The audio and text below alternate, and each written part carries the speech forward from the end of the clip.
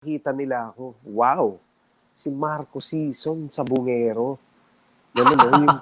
Hindi nila alam na sa bloodline ko yun, lolo ko, tatay ko, alam mo yun, ganun, na nasa dugo, nasa hilig, nasa history ng family namin. Kaya marami nagtataka, naku, singer yan, di marunong mag-alaga yan.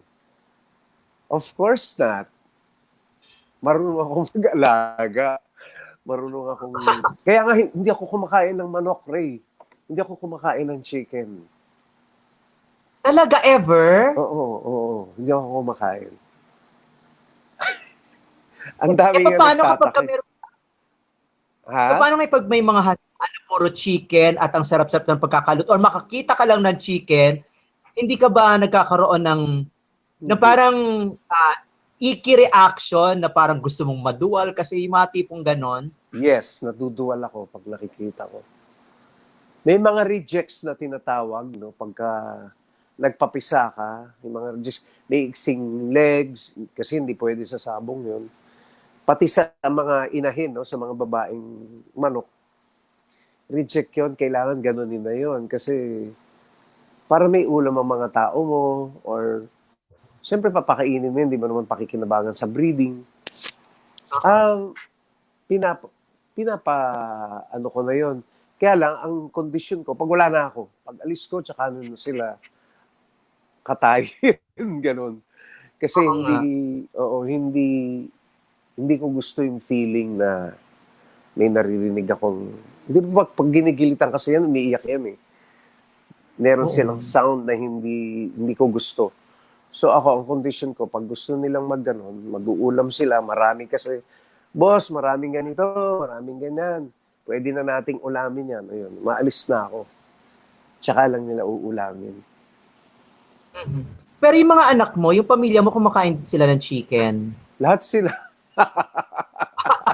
Lahat sila kumakain. Ako lang ang hindi. Paano yung kapag hindi, so pag ganito, hindi kayo sabay-sabay na kumakain at pag naaamoy mo yung luto ng chicken, umaalis ka ng bahay or nagkukulong ka? Lumalabas ka ng bahay, mga ganon? Hindi ko siya tinitingnan. Kasi iba ang table chicken at saka iba ang yung breed na binread mo na sinamahan mo ng lalaki. Yung babae. Ganon. Iba yung kinakain natin sa table. Yung talaga, ano yun, binread mo yun para kainin, para commercialize, para ibenta. Yung ganon.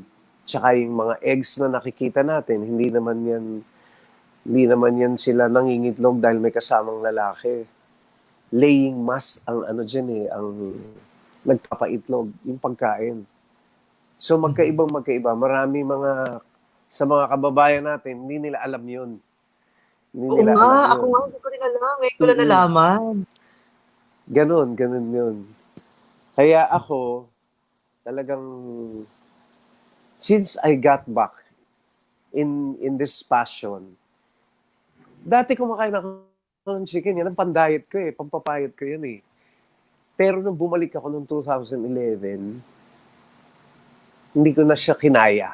Kumbaga, ayoko na, tama na yun. Hindi na ako kakain.